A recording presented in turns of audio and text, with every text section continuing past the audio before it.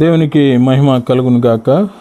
క్రీస్తునందు ప్రియమైన దేవుని ప్రజలారా, నజరుడైన యేసుక్రీస్తు నామమున మీకు శుభములు దీవెనలు తెలియజేస్తూ ఉన్నాను. పరిశుద్ధ గ్రంథం నుండి కీర్తనల గ్రంథం 23వ కీర్తన కొన్ని వచనాలు చదువుకుందాం. యెహోవా నా కాపరి, నాకు లేమి కలగదు. పచ్చిగగల చోట్లను ఆయన నన్ను పరుండజేయుచున్నాడు. శాంతికరమైన జలముల యొద్ద నన్ను నడిపించుచున్నాడు. నా ప్రాణమునకు ఆయన సేద తీర్చుచున్నాడు. తన నామమును బట్టి నీతి మార్గములలో నన్ను నడిపించుచున్నాడు. గడాంధకారపు లోయలు నేను సంచరించినను ఏ అపాయమునకు భయపడను. నీవు నాకు తోడయుందువు. నీ దుడ్డు కర్రయు నీ దండమును నన్ను ఆదరించును. శ్రేష్టమైన దివ్యమైన కీర్తన దావీదు మహారాజు రచించి మనకు అందించినటువంటి అద్భుతమైన కీర్తన. 150 కీర్తనలో చాలా ఎక్కువగా దావీదు మహారాజు కీర్తనలు మనం చూడవచ్చు. ప్రియమైన దేవుని ప్రజలారా, 22వ కీర్తన నుంచి ఒక మారు 26వ కీర్తన వరకు మనం గమనిస్తే, 22వ కీర్తన మరి ఈ కీర్తనలో యేసు ప్రభు సిలువలో పలికిన మాటలు ఇందులో మనకు కనిపిస్తున్నాయి. అది మొట్టమొదటి 22వ కీర్తన మొదటి వచనంలో. అందుకే ఈ కీర్తనకు ఒక టైటిల్ పెట్టారు, యేసుక్రీస్తు మంచి కాపరి. 23వ కీర్తన దావీదు మహారాజు రచించిన కీర్తన, ఆయన గొప్ప కాపరి. అందుకే మంచి కాపరి తన గొర్రెల కొరకు ప్రాణం పెట్టాడు. గొప్ప కాపరి తన గొర్రెలను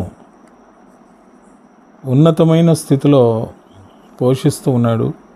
24వ కీర్తన ప్రధాన కాపరిగా, 25వ కీర్తన ఆత్మల కాపరిగా, 26వ కీర్తన అధ్యక్షుడైన కాపరి, 23వ కీర్తన క్రైస్తవ సంఘంలో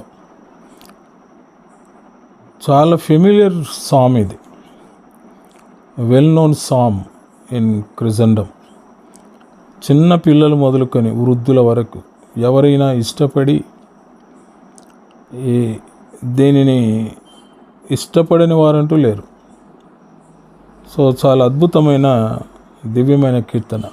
ఈ కీర్తనలో దావీదు మహారాజు యేసు ప్రభు మెస్సీగా, చూడండి 22వ కీర్తనలో ప్రభు సిలువలో పలికిన ఆ మాటను యేసుక్రీస్తుకు పూర్వమే, కొన్ని వేల సంవత్సరాలకు పూర్వమే దావీదు మహారాజు ప్రవచనాత్మకంగా ఈ కీర్తన రచించాడు.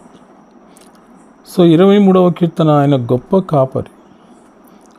కాపరి తన గొర్రెల కొరకు చేసే కొన్ని అద్భుతమైన ఆశ్చర్యకరమైన కార్యాలు. గొర్రెల తనకున్నటువంటి కన్సర్న్. అందుకే మరి యోహాను సువార్త 10వ అధ్యాయంలో ఆయన కాపరి గొర్రెలకున్న అనుబంధాన్ని గురించి ప్రభు బోధించాడు. నా గొర్రెలు నా స్వరం వింటాయి, అవి నన్ను వెంబడిస్తాయి. ఇదిగో నా గొర్రెల కొరకు నా ప్రాణం పెడుతున్నాను అన్నాడు. నా గొర్రెలు నా స్వరం వింటాయి, అవి నన్ను వెంబడిస్తాయి. కనుక ఆ గొర్రెల కొరకు ఆయన చేసేటువంటి గొప్ప అద్భుత కార్యాలు 23వ కీర్తనలో మనం చూస్తూ ఉన్నాం. యేసు కాపరత్వంలో మనం ఉంటే గొప్ప సంరక్షణ, గొప్ప ఆశీర్వాదం, గొప్ప కాపుదల, భద్రత. కనుక ఈ కీర్తన అనేకులు మరి ఆధునిక క్రైస్తవ్యంలో కూడా చాలా అద్భుతమైన మరి రాగాన్ని మరి వారు పొందుపరిచారు. అందులో ఒక రాగం మీ ముందు ఆలపించాలని ఇష్టపడుతూ ఉన్నాను. అది స్వార్థ గాయకులు, రచయిత కాపరి భానుమూర్తి గారు రచించినటువంటి మంచి కీర్తన. ఈ 23వ కీర్తనే ఆయన స్వరంలో, ఆయన స్వర రచనలు. యెహోవా నా కాపరి, యెహోవా నా ఊపిరి, నాకు లేమి ఏమీ. లోయలలో లోతులలో యెహోవా నా కాపరి, సంద్రములో సమరములో యేసయ్య నా ఊపిరి, యెహోవా నా కాపరి. చాలా అద్భుతమైన ఆదరణకరమైన రాగం. సో ఈ కీర్తనలో దావీదు మహారాజు గొప్ప కాపరిని గురించి ఏమంటున్నాడు చూడండి. ఈ కాపరి మనలను శాంతికరమైన జలముల యొద్ద మనల్ని నడిపించేవాడు. మనకు ఏ విధమైన దాహం కానీ, దప్పిక కానీ, ఏ విధమైన ఆందోళన, అలజడి కానీ లేకుండా, ఎడారి లాంటి అనుభవం లేకుండా ఎడారులలో నీటి బుగ్గలు పుట్టించేవాడు గనక ఆయన మనలను శాంతికరమైన జలముల యొద్ద నడిపించే కాపరి. 3వ వచనంలో ఆయన మన ప్రాణములకు సేద తీరుస్తున్నాడు. గొర్రెలకు సేద నిజమే. మరి పగలంతా అడవుల్లో, అరణ్యంలో, గుట్టల్లో, లోయల్లో సంచరించినటువంటి ఈ గొర్రెలను ఒక చోట చేర్చి ఆయన వాటికి నెమ్మది పరుస్తూ ఉన్నాడు. ప్రాణములకు సేద తీర్చే కాపరి, గొప్ప కాపరి మన యేసు ప్రభు. 3వ వచనంలో ఆయన మనల్ని, అందుకే ఇంతకుముందు నేను చెప్పాను కదా, శాంతికరమైన జలముల యొద్ద నన్ను నడిపించుతున్నాడు అని, మరలా నీతి మార్గములలో ఆయన మనల్ని నడిపించుతున్నాడు అని.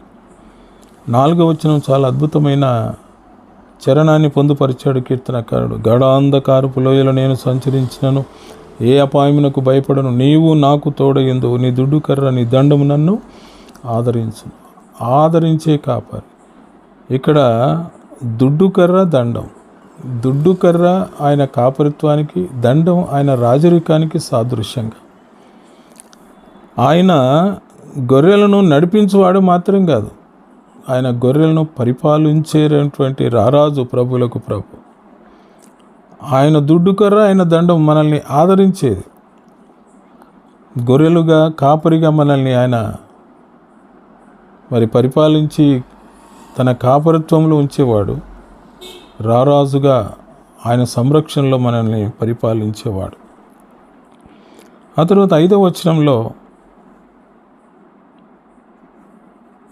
నా శత్రువులు ఎదుట నీవు నాకు భోజనము సిద్ధపరచదు, నూనెతో నా తల అంటినవు, నా గిన్నె నిండి పొర్లుచున్నది. ఆయన మనల్ని అభిషేకించే ప్రధాన యాజకుడు. తన సత్యము చేత, తన ప్రేమ చేత, తన నీతి చేత, తన వాత్సల్యము చేత, తన దయ చేత, తన జాలి చేత ఆయన మనల్ని అభిషేకిస్తున్నాడు. దేని కొరకు? ఆయన నామమును ప్రచురించడానికి, ఆయన నామం కొరకు మనం జీవించడానికి. అంత మాత్రం కాదు, ఆయన మనల్ని అభిషేకించడానికి ప్రధాన కారణం ఈ గొప్ప కాపరిని మనం సకల జనులకు తెలియజేయాలి. అందుకే యేసు ప్రభు పుట్టినప్పుడు దేవదూతలు గొర్రెల కాపరుకు ఆ సమాచారం అందించినప్పుడు ఆ కాపరులు ఆయనను చూచి మరి అంతటా ప్రచురించుటి. కనుక ఈ కాపరిని గురించి మనం ప్రకటించడానికి ఆయన మనల్ని ప్రతిష్ఠిస్తూ ఉన్నాడు. ఆ తర్వాత 6వ వచనంలో నేను బ్రతుకు దినములన్నీ కృపాక్షేమం నా వెంట వచ్చును, చిరకాలం యెహోవా మందిరంలో నేను నివాసము చేసేది. కృపాక్షేమం. కృప అన్నది అపరిమితమైన, హద్దులు లేని ఆయన ప్రేమకు నిదర్శనం. ఆయన ప్రేమ ద్వారా మనకు క్షేమమునిస్తున్నాడు. ఈ క్షేమము ఎల్లప్పుడూ ఎక్కడ దొరుకుతుందంటే ఆయన మందిరంలో. ఆయన మందిరం సమస్త జనులకు ప్రార్థన మందిరం. ఆయన మందిరం ఆయన మహిమతో నింపబడిన మందిరం. ఆయన మందిరం ఆయన నివసించే స్థలం, ఆయన ఇల్లు. కనుక దేవుని మందిరంలో మనకు ఆయన సంపూర్ణమైన కృపాక్షేమములు ఆయన అనుగ్రహిస్తున్నాడు. ఎంత ఉన్నతమైన దీవెనలండి. కనుక గొప్ప కాపరి అయిన యేసు కాపరిత్వంలో ఆయన మందలో మనం ఉండడానికి ఇష్టపడదాం. అలా మనం జీవిస్తూ దావీదు మహారాజు వలె యెహోవా నా కాపరి, నాకు లేమి కలగదని మన జీవితాంతం ప్రభును స్తుతిస్తూ, ఆయనను ఘనపరుస్తూ, ఆయన మహిమపరుస్తూ, ఆయన గొర్రెలుగా జీవించడానికి పరిశుద్ధాత్మ దేవుడు మనకు సహాయం చేయను గాక. ఆమేన్. కృప కలిగిన తండ్రి, మీకు స్తోత్రం నాయన. మీరు మాకు ఇచ్చిన మంచి శ్రేష్టమైన కీర్తన బట్టి నీకు స్తోత్రములు.